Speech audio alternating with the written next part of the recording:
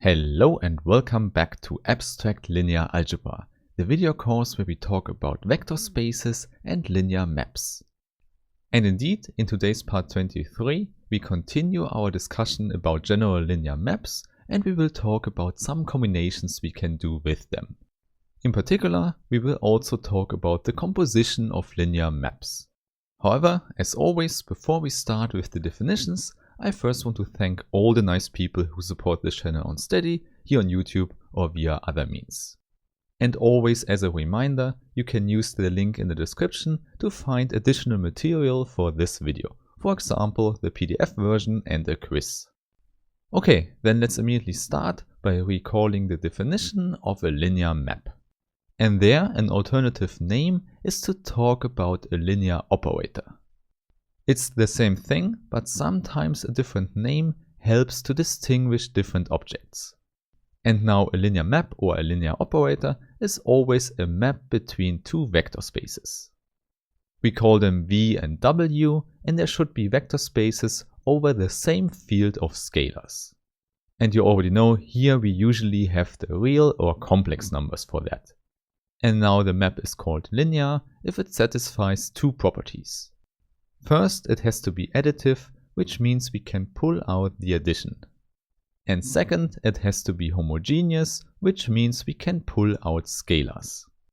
So this is a natural definition for vector spaces where we only have these two operations, plus and the scalar multiplication.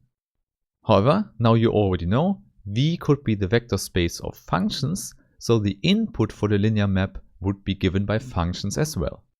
And that's why sometimes one speaks of a linear operator just to distinguish the inputs and the map itself. And there you might remember that in former videos we already discussed basis isomorphisms for function spaces. And these basis isomorphisms translate the abstract vector space into a very concrete one, namely Rn or Cn.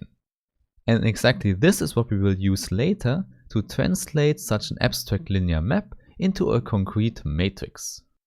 However, before we do that, we first have to talk about some properties of such linear maps.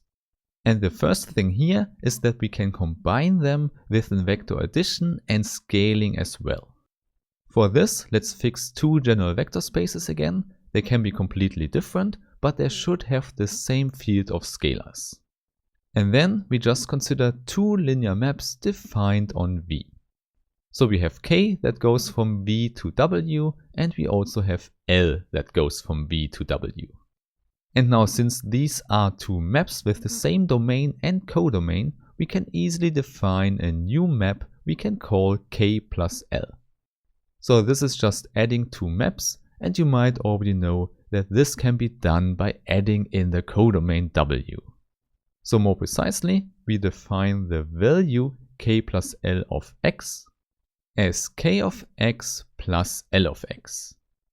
So this is well defined because we have an addition in the codomain. So similarly to before, here we have the vector addition in W. However, please note the addition, the plus sign on the left hand side here, is a new plus sign because it denotes the addition of two linear operators. So this is something that wasn't defined before, but now it's defined by this definition. And in a similar way, we can also scale a linear map.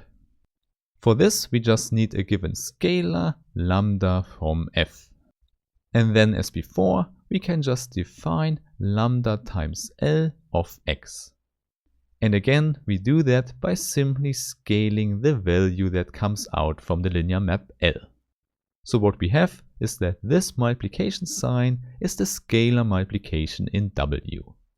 So there you see, this is how we define the addition of linear maps and the scalar multiplication of linear maps.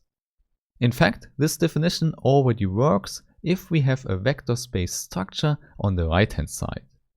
So we need to know how to apply these operations here for the values. And then lambda times L, for example, already makes sense as a map. However, if we also have the vector space structure here on the left hand side, then the term linear makes sense. And now the really nice result here is that the new maps we define here are also linear maps. In fact, this is something you can check. K plus L, for example, still satisfies the two properties for a linear map. And of course, this is exactly what we want to have. If we already have linear maps, we want to form new ones. Therefore, now our result here is, with the two operations, addition and scalar multiplication, the set we can call LVW, defined by the linear maps from V to W, is a vector space again. More precisely, it's an F vector space again. In other words, we can calculate with linear maps as we can do it with abstract vectors. So you could say this is a new abstract level, but still all the calculation rules for a vector space are satisfied here. So for example, this means we also have a zero vector in this vector space. More precisely, the zero vector also has to be a linear map. More precisely, it has to be the zero map, which sends every vector x in V to the zero vector in W. Indeed, this is something you should always keep in mind. We have different zeros in different vector spaces. Okay, so this is our result. We can check that all the 8 rules for a vector space are satisfied for our linear maps. So now you could say we have a new example of an abstract vector space here. But I would say, in order to get more concrete again, let's look at an example for a linear map again.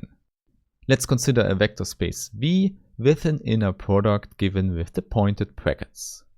And let's say it's a finite dimensional vector space with an O and B denoted by E1, E2 and so on. Moreover, let's say we have a subspace U which is spanned by n-1 of these vectors. Then we already know the definition of the orthogonal projection onto U. And indeed, this defines a linear map on V. So maybe let's call the map projection with index U. And as already mentioned, this goes from V into V again. And there we already know the definition can be written with the inner product and a sum. More precisely, we have the sum that goes from j is equal to 1 to n-1. And then we have the vector ej with the scalar ej in the inner product with x. So this is the orthogonal projection onto U as we know it, and now we can see it's a linear map as well.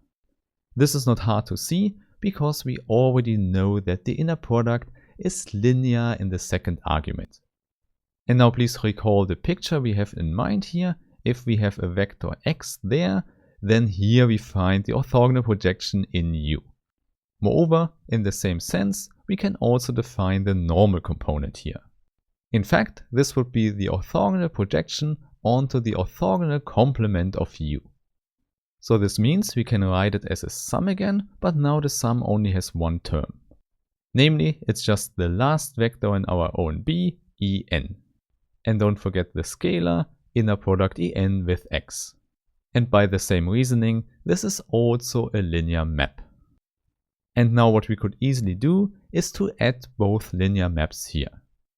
And now, not so surprising, if we use the addition here, what we get out is the identity map on V. You see that immediately both projections added gives us the vector x back. Moreover, we could also do another combination here, namely we could subtract both projections. And please never forget, subtraction just means that we multiply the one vector with the scalar -1 and then we use the vector addition again. However, now in the picture here, you see the subtraction means that we land with our result below the subspace U. So what you could say is that we reflect the vector on the subspace U. So you could see it as a mirror and then we have a reflection going on. And indeed, we could also rewrite that as identity minus 2 times the one projection.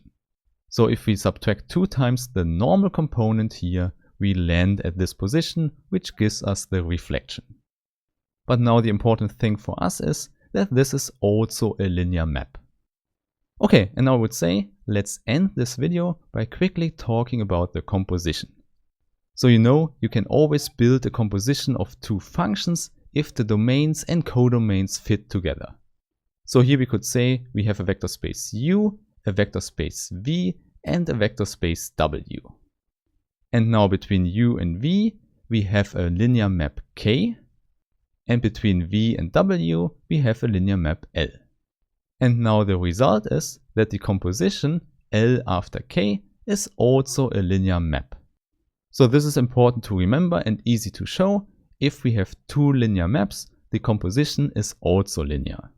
So more formally, if we have K from this set, from this vector space, and L from the other one, then the composition lies also in a vector space. And as the picture says it, it maps U to W. And indeed, I would say it's a good exercise. You can show that the property linear translates to the composition as well. And you should already know, composition is an important construction we have in mathematics, and therefore we can immediately apply it to an example. So you could consider the projection from above, and let's combine it with itself. And then you might already know, what we get out is the same projection again.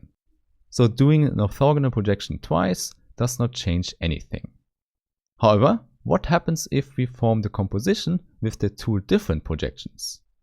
And there it's important to see that both spaces are orthogonal to each other, which means they cancel each other out.